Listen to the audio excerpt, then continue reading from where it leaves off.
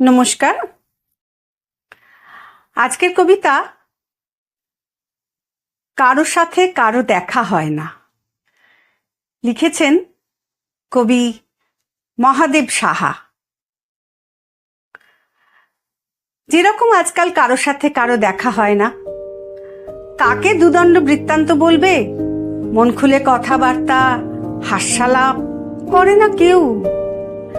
আদান প্রদান সারে টেলিফোনে, ব্যাংকে, বিমার অফিসে, বাস রুটে, সাংহাই টোকিওগামী এরোপ্লেনে মুখোমুখি হলে পরস্পর কুশল সুধায়।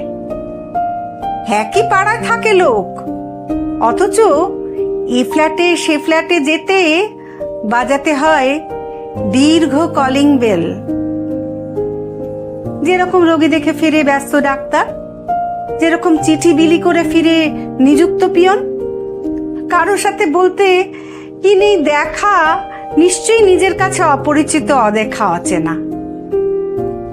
সবার মুখেই বুঝি আর একটা মুখ লাগানো মুখোশ। প্রদর্শনী ঘুরে ঘুরে উভয়ই ফিরি আমরা একই রাস্তায়।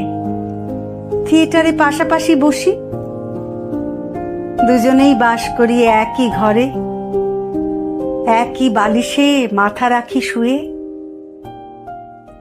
দুজনেই দুজনের নিঃশ্বাসের শব্দ শুনি, তবু তোমার আমার দেখা হয় না আর।